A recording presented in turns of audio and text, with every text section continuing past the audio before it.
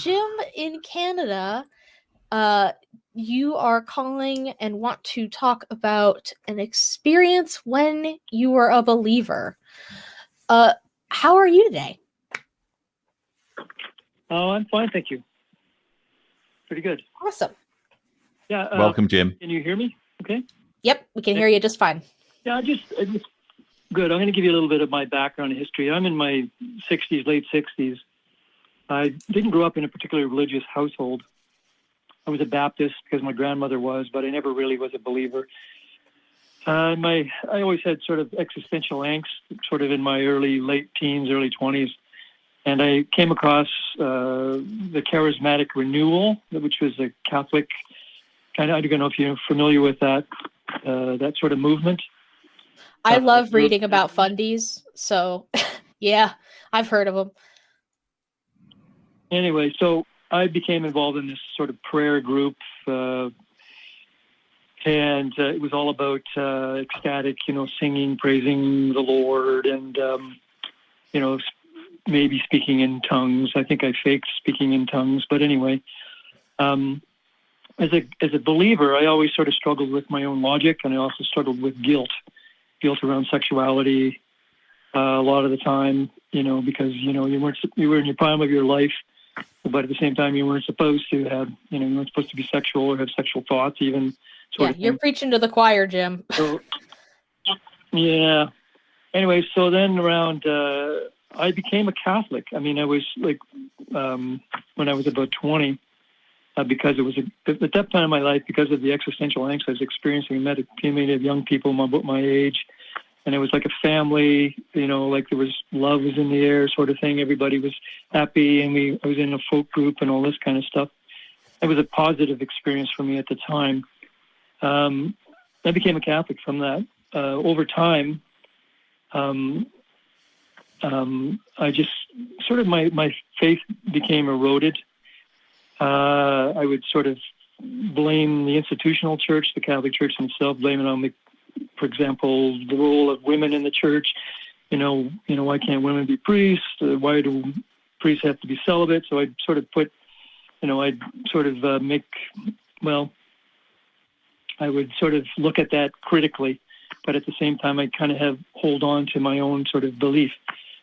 So my atheism was a gradual kind of thing, but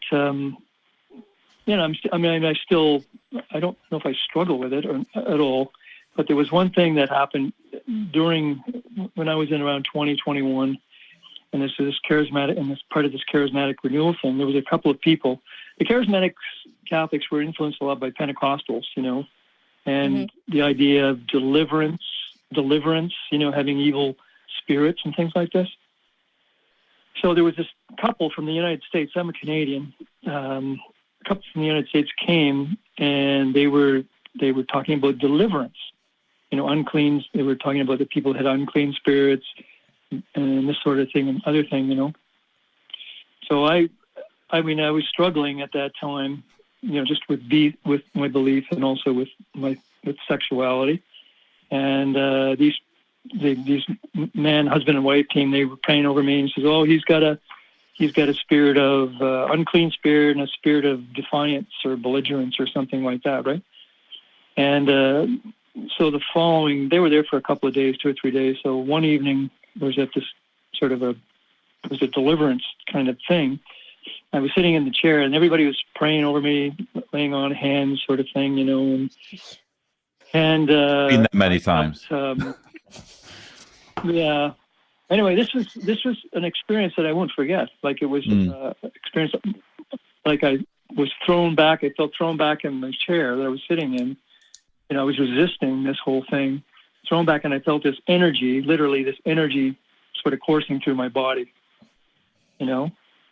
And the only other time I had experienced something similar to that was when I was probably my first orgasm, but not to that extent.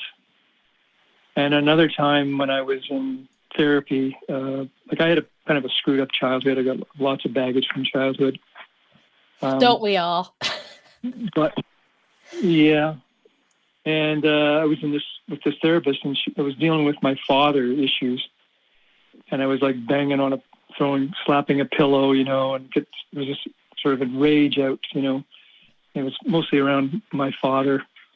Anyway, so I felt that was another time, and I sort of had this sort of electrical, energetic sort of jolt or energy in my body sort of thing. So, so I just, that initial experience sort of, caused me to not to sort of believe in God since then, because I've been doing doing quite a bit of research, and I've been listening to somebody like Matt Dillahunty on YouTube, and I'm just, amazed in him and Dave Warnock and those people who really, have helped, really have had that sort of experience and talk about it, from their perspective, and really sort of helped people in a lot of ways. But I'm just wondering I don't know if you guys can relate to this. I mean, you mentioned you are Jehovah's Witnesses. I don't know if you guys had these kinds of, I don't know what to call them. These kinds of Lloyd, I don't know about you. Did you ever, did you guys ever sit around and talk shit about Pentecostals? I don't know about Pentecostals. Maybe born again Christians. That was they were kind of the enemy in the UK for our branch of the religion. But that's really interesting. I think I relate more to the sexual repression, and certainly Rudy will relate to the sexual repression element more than the kind of euphoric situation. And by the way, well done for doing research on that, because that's the sort of thing where when you have an experience, it's sort of near and dear to your heart. Mm-hmm. I mean, we've had a caller on before who was kind of leaning on personal experience to some degree, at least, as a reason for belief. And I think that it says a lot about you and your intellectual honesty if you're willing to kind of re-examine these episodes in your life and think, what caused that? This happened. What's the explanation? There must be an explanation. And Matt is brilliant when it comes to stuff like stage shows and magic tricks, and he's a student of all that stuff. So it doesn't surprise me that he's come up with some really interesting insights, probably more insights than I can offer. But no, I don't relate to that element, but I can say quite a bit on sexual repression, as I'm sure Rudy can. Yeah, I actually did have a sort of experience of my own, I guess, where I sort of felt like I prayed and something happened that I felt. I was supposed to give I had a talk for the witness audience, but for anybody else, it would be like an onstage demonstration of how to preach. Was basically what I had to do, and I was a kid, and I was so nervous. I know now that I have anxiety. I didn't know at the time. But I was extremely nervous, and I prayed over and over and over again for peace and calm, peace and calm. And as soon as I stepped onto the stage, I felt like I was just awash with calm.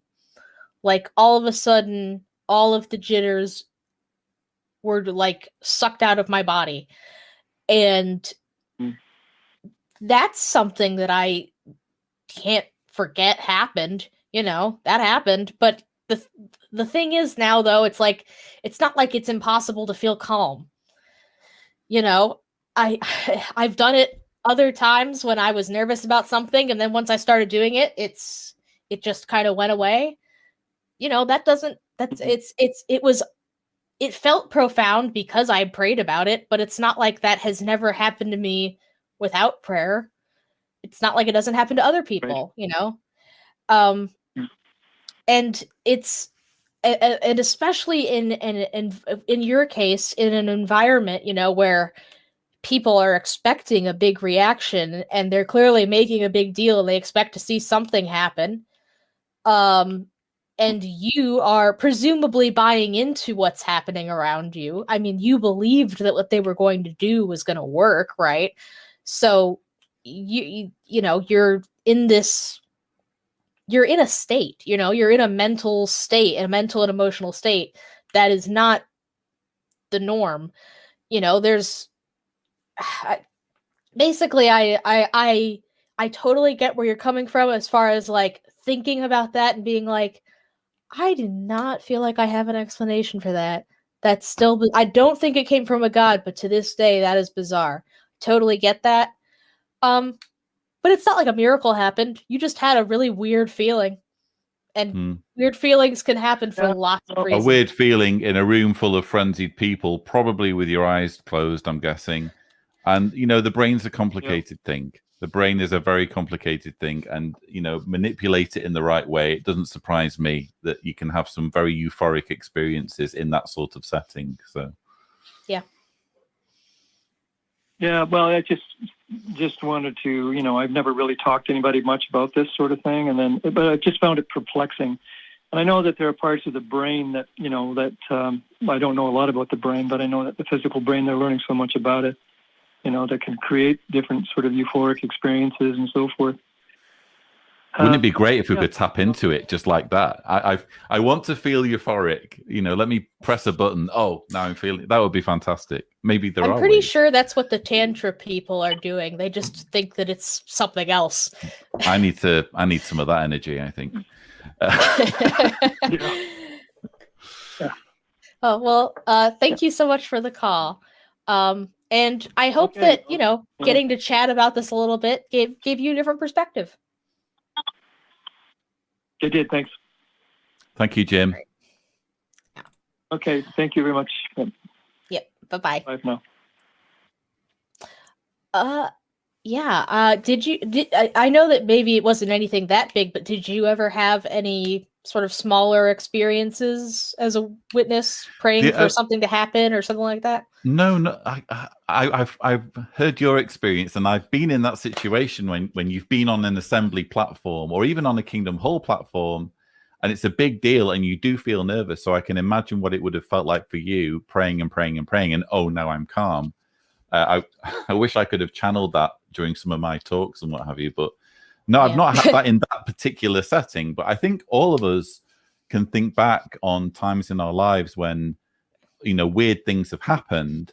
It's just that when people investigate these claims, they always find a scientific reason for it. And most of the weird stuff that's happened in my life has been when I've been semi-conscious, you know, at nighttime, when my, you know, cognitive abilities are impaired. And that tends to be, you know, when people relate their experiences of demonic possession and that kind of thing. Isn't it interesting that these demons always appear at nighttime when people are half asleep and prone to hallucination, you know?